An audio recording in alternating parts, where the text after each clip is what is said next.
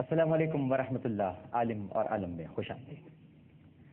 ناظرین کرام، علماء کرام یہاں پر تشریف فرما ہے۔ میرا اور ان علماء کرام کا 10 برسوں کا ساتھ ہے۔ یہ مجھ سے بہت اچھی طرح واقف ہیں، بہت اچھی طرح مجھے جانتے ہیں، اور میری تو ہمیشہ سے عادت رہی ہے اور اسی سے آغاز کروں گا کہ جب میں پروگرام ختم کرتا ہوں تو ہمیشہ یہ کہتا ہوں کہ اگر مجھ سے کوئی غلطی، کوئی سہو تو اپنے رب کے حضور معافی کا خواستگار اور توبہ کا طلبگار ہوں۔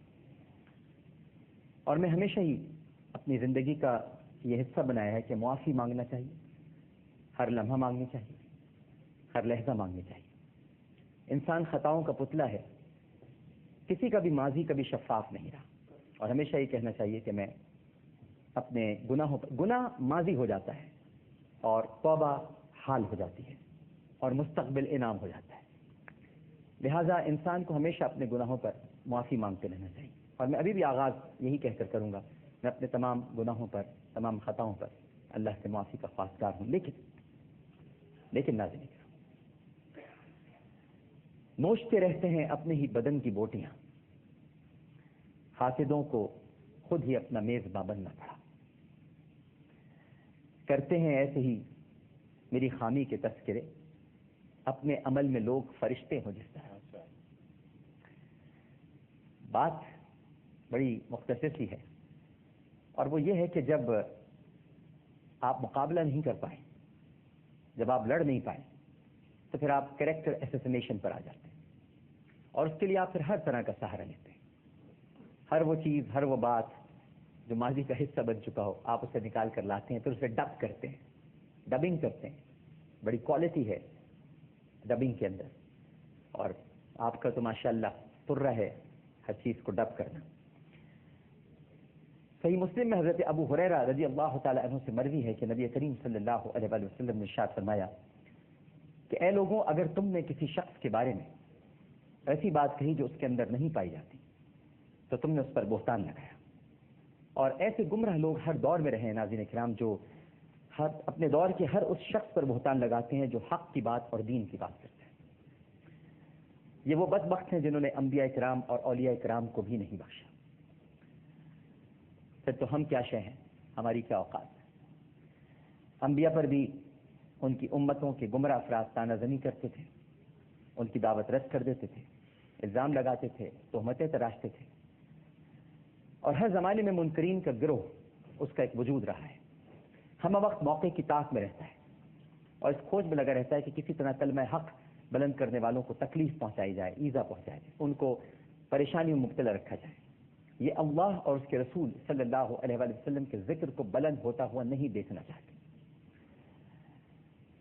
لا نہ سکا جب وہ خود کو میرے معیار پر تہمتیں دھرنے لگا، آخر میرے کردار پر۔ تو ناظرین کرام، کہنا میں یہ چاہوں گا کہ اس وقت جو کچھ بھی ایک پلانڈ سازش چل رہی ہے اس کو محسوس کر لیجئے گا، اور یہ جان لیجئے گا کہ یہ بڑی منظم ہے، اس کے پیچھے بہت سارے لوگ ہیں، اور یہ وہی سارے لوگ ہیں جو نبی کریم صلی اللہ علیہ وآلہ وسلم کی حرمت اور ان کی ختم نبوت کے معاملات پر ایک مخصوص رائے رکھتے ہیں، اور ہم نے ان کی رائے کو ہمیشہ نہ صرف یہ کہ چیلنج کیا ہے بلکہ شمشیر برہنہ رہے ہیں۔ یہی بات صحابہ کرام رضوان اللہ تعالی علیہم اجمعین کی، ہم ان کے در کے غلاموں کے غلام ہیں، اور ہمیں فخر ہے کہ ہمارے صحابہ کرام میں سیدنا ابو بکر صدیق رضی اللہ تعالی عنہ، سیدنا فاروق اعظم رضی اللہ تعالی عنہ، سیدنا عثمان غنی رضی اللہ تعالی عنہ، سیدنا علی کرم اللہ وجہہ، اور ایسے لاتعداد ستارے ہیں کہ جن کی روشنی میں ہم سفر کرتے ہیں اور اپنی منزل کو تلاش کرتے ہیں۔ لہذا جو کچھ بھی ہو رہا ہے یہ بڑا پلانڈ ہے، بڑے پریشان ہیں لوگ، بڑے تکلیف میں ہیں ناظرین، بہت ہی تکلیف میں مبتلا ہو کر وہ ایسی اوچھی حرکتوں پر اتر آئے ہیں جن کا حقیقت سے کوئی تعلق نہیں، ہر چیز غلط ہے۔ اور آپ یاد رکھیے کہ آج کے دور میں کسی کی آواز نکال کر ڈب کر لینا کوئی اب اچنبے کی بات نہیں رہی ہے، منہ بھی ہلتے رہتے ہیں اور کچھ اور مدعا بھی بیان ہو جاتا ہے۔ تو بڑے خیال کی ضرورت ہے، بڑے احتیاط کی ضرورت ہے۔ یہ لوگ نہیں چاہتے کہ، ظاہر ہے کہ پہلے تو دین کو مذاق بنایا جائے اور پھر اس کے بعد اگر آپ 2 نمبر ہو گئے یا اللہ تعالیٰ نے آپ کو مقام عطا نہیں کیا تو پھر اس کے بعد آپ اوچھی نیچی اور گھٹیا حرکتوں پر اتریں اور کریکٹر اسیسینیشن شروع کر دیں. شیخ سعدی فرماتے ہیں ناظرین کرام کہ میں نے حاسدین کے گروہ کو دیکھا جو اللہ کے ایک نیک بندے کی عیب جوئی کر رہا تھا. وہ شخص اپنی علمی بصیرت کے باعث مقبولیت حاصل کر چکا تھا اور حاسدین اس کی روز بروز بڑھتی ہوئی مقبولیت سے خوفزدہ تھے، پریشان تھے اور ہر وقت اس کی غیبت میں مصروف رہتے تھے. حاسدین نے سازش کر کے لوگوں کو اس کے خلاف برگلا دیا. پورا شہر اس کے خلاف ہو گیا. شہر میں کورام بچ گیا مگر ان صاحب کے چہرے پر کوئی ملال نہیں تھا، کوئی تکلیف نہیں تھی، کوئی پریشانی نہیں تھی. انہوں نے پوچھا اے بھائی اس آزمائش کی گھڑی میں جبکہ پورا شہر تیرے خلاف، سب لوگ تیرے خلاف ہو گئے، تو پریشان نہیں ہے، تیرے چہرے پر کوئی فکر نہیں ہے، تردد کے آثار نہیں ہے، مسئلہ کیا ہے؟ تو شخص نے کہا کہ کیا تو نے قرآن پاک کی آیت نہیں پڑھی؟ بے شک اللہ قادر ہے کہ جسے چاہے عزت دے اور جسے چاہے ذلت دے. عزت اور ذلت اسی کے ہاتھ میں ہے. تو آج مجھے جو مقام ملا ہے اللہ رب العزت کے در سے ملا ہے، اس کے محبوب کی چوکھٹ سے ملا ہے. راہ علم کا مسافر ہو یا راہ عشق کا، اس پر تہمتیں تو لگائی ہی جاتی ہیں. تو تہمتوں کی میں فکر نہیں کرتا. راستہ نہیں چھوڑنا چاہیے. جس راہ پر چل رہے ہیں اس پر چلتے رہنا چاہیے. یہ آزمائش ہے، یہ صبر کی گھڑیاں ہیں اور ان پر صبر کرنا چاہیے. بس صرف اتنا کہہ سکتا ہوں کہ سارے علماء کرام یہاں پر موجود ہیں، ان کی اجازت سے یہ بات ضرور عرض کروں گا کہ ہمارے امام اعظم ابو حنیفہ رحمہ اللہ تعالی جب ان کا انتقال ہو گیا تو کسی نے ان کی خواب میں زیارت کی اور پوچھا حضرت کیسی گزری؟ فرمایا بخشش ہو گئی. پوچھا کیا علم کی جو خدمت علم ہے اس کے سلسلے میں، جو آپ نے علم کی خدمت کی اس کے سلسلے میں آپ کی بخشش ہوئی؟ فرمایا نہیں. پوچھا پھر آپ کی بخشش کیسے ہو گئی؟ فرمایا کہ لوگوں کی عیب جوئی کام آ گئی. جو لوگ میری عیب جوئی کیا کرتے تھے وہ میرے کام آ گئے.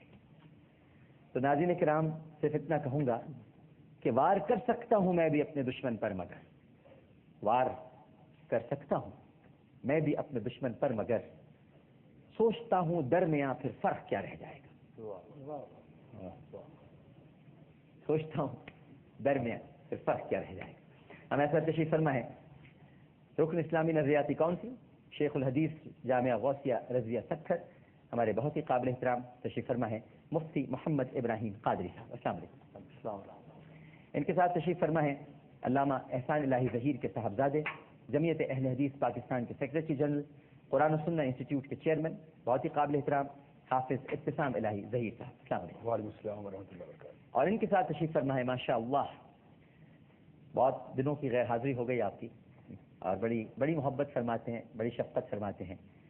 رئیس دارالافتاء اور محتمم ہیں جامعۃ الدارالہدیٰ گلستان جوہر کراچی، سابق رئیس دارالافتاء جامعہ فاروقیہ کراچی، جامعہ اشرف المدارس کراچی، ہمارے آپ کے سب کے بہت ہی قابل احترام مفتی عبد الحمید ربانی صاحب. السلام علیکم. وعلیکم السلام.